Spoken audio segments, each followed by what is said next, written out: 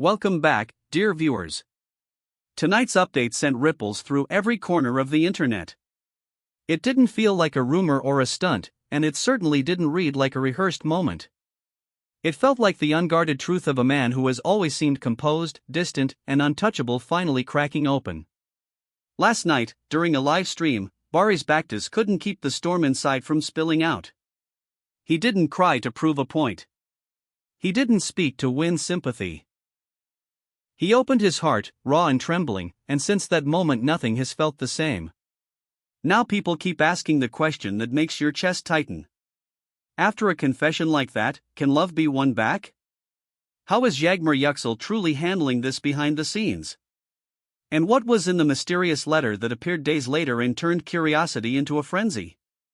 Before we dive in, don't forget to subscribe to Whispers of Turkish Stars and turn on notifications so you never miss an update. If you're drawn to deep, heartfelt storytelling, consider joining our community to support what we do. Settle in. This one lingers. The live stream began like so many others. Baris looked relaxed, smiling with the easy confidence he wears in front of a camera. He joked with fans, fielded questions with a practiced lightness, and spoke about a new theater project he's been preparing: rehearsals, late nights, script changes, the hum of a stage coming to life.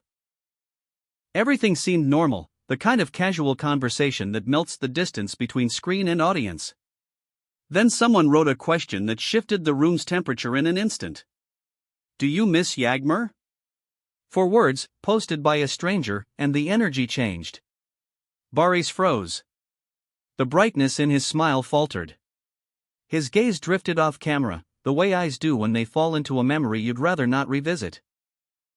A long silence stretched out, thicker than any explanation and heavier than any defense.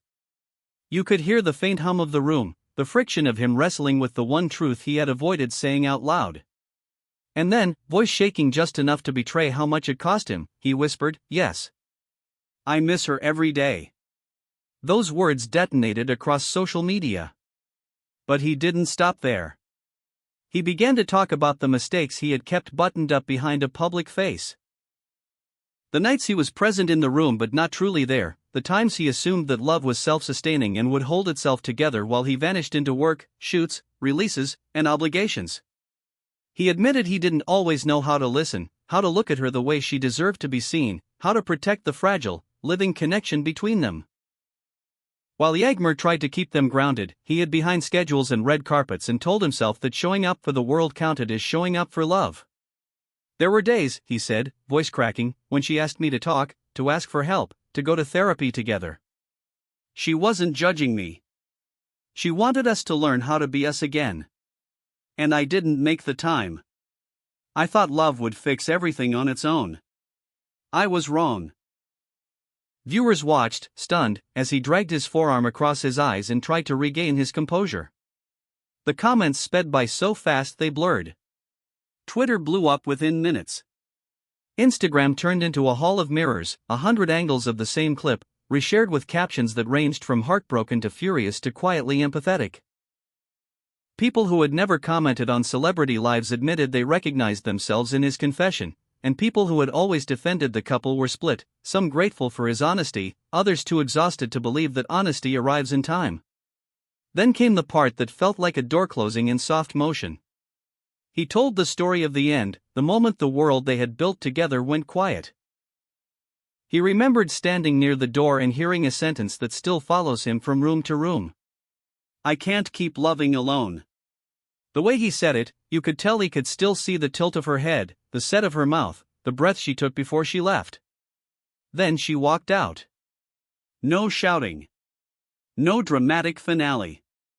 Just the decisive stillness of someone finished with carrying the whole weight by herself. He didn't dramatize it, he didn't need to.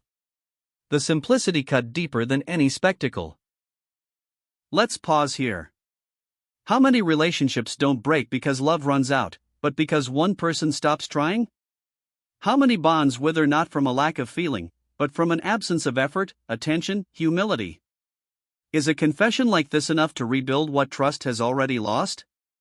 Or does remorse arrive on the last train, slipping into the station after the platform has emptied for the night? Share your thoughts in the comments. you know your voice matters in this story. Now, about Yagmur. She hasn't said anything publicly. Not a note story, not a tweet, not a veiled post. Silence. But those close to her claim she watched the live stream in real time. According to a friend, someone who has been in the same rooms long enough to recognize the look on her face, she did not expect him to say any of that where thousands could hear it. The word used was stunned. Another word floated up, moved. But alongside that, uncertainty. They say she shut her door and let the hours pass in an apartment that had always been a refuge, a place where the sound of boiling tea and the scratch of a pen in a notebook felt like safety. She was overwhelmed, processing, caught between a quiet relief that he had finally named the truth and a fear that this clarity might have arrived too late to save anything at all. During that same stream, Baris admitted something that set off another round of speculation. He said he is no longer alone, that he has been building a new life. He didn't add details, and the ambiguity felt deliberate, like someone trying to speak honestly without making fresh wounds. Maybe he meant friends who rallied, a family circumference tightening when he needed it, or maybe there is someone new learning the language of the spaces he left behind. Either way, his life is not the same shape it was. Yet despite the changes, you could feel the gravity that still tethers him to the past, a pull that keeps drawing both of them into the same emotional orbit whether they want it or not. Just as conversations began to calm, he posted something that lit the fuse again. A black and white photo went up on his Instagram, a folded letter on a wooden table, the grain stark and monochrome, a cup of coffee halfway gone, a faint ring on the saucer like the ghost of a conversation paused too long. No faces. No names. Just the kind of still life that can either mean nothing or everything. Across the image, a caption like a quiet knife, "I don't want you to come back. Just know you're still here." Within minutes, the comments swelled with theories. Which letter? Written by whom? What does it say on the inside, beyond that single line that sounds like a contradiction only love understands? Later, a journalist who has spent years orbiting these stories claimed the letter was real, not a prop. According to this version, it had been delivered by a private courier to Baris's home, and the handwriting on the envelope was painfully familiar, the kind of script that carries someone's presence even when they aren't in the room. Another whisper insisted that Yagmur had read the letter more than once, that she traced the sentences like you trace an old scar, not because you want to reopen it but because you can't stop remembering why it exists. No one could confirm anything. But the absence of proof didn't slow anyone down. Fans became detectives overnight. They noticed that certain accounts had quietly vanished from each other's following lists. They tracked the songs that showed up in stories. Both of them choosing the same melancholy track within hours, a coincidence that felt like a message as much as a mood. A mutual friend was seen leaving a small cafe on a backstreet, the kind of place where meetings are meant to be private. An accident? Maybe. Tell that to the comments sections that have learned zeal and patience in equal measure. Right now the air between them feels thick, charged, like a storm announced not by thunder but by pressure. Baris has peeled back from public view, canceling a few appearances, letting the hum of the spotlight fade to something he can manage. People on his team say he's emotionally drained, running on whatever reserves he has left. He is afraid of hurting her again, afraid that every word will be dissected until nothing remains alive in it, afraid that silence will cost him the last slender chance to make things right. Fear piled on fear, and in the middle of that, a flicker of resolve you can almost see.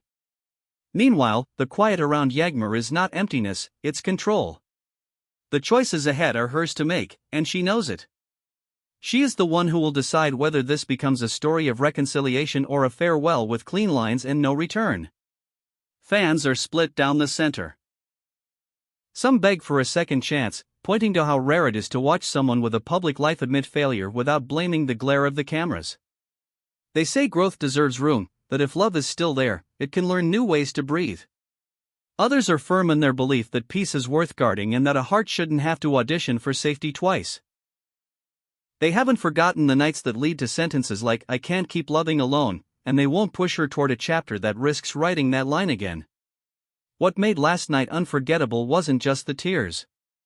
It was the recognition they sparked. People saw themselves in a man who believed presence meant the same thing as partnership, and in a woman who knew that quiet requests for closeness count as thunder if no one hears them. Losing someone doesn't always teach you a lesson in time. Sometimes it teaches you after the lesson could have saved you. That's the ache underneath the trending tags and the flurry of screen recordings. So here we are, standing at the question that refuses to resolve. If you were in Yagmur's place, would you open that letter again, breathe in the meaning between lines, and give him a chance to prove that effort can do what love alone couldn't? Or would you set the letter down, close the door with a kindness that doesn't wobble, and keep walking toward a life where the quiet is gentle, not empty? Tell us where your heart lands in the comments. Your voice shapes how this story is understood, not just by us, but by everyone reading along and recognizing pieces of themselves. If this chapter reached you, tap like, subscribe for the next update on this unfolding, deeply human saga, and consider joining Whispers of Turkish Stars to help us keep telling these stories with care. Keep watching this space for what comes next, the music they share, the silences they keep, the choices that declare themselves without a word. This isn't over. Maybe it's a bridge. Maybe it's a farewell from which both can finally rest. For now, we wait, the way the city waits before sunrise, wondering which light will arrive first.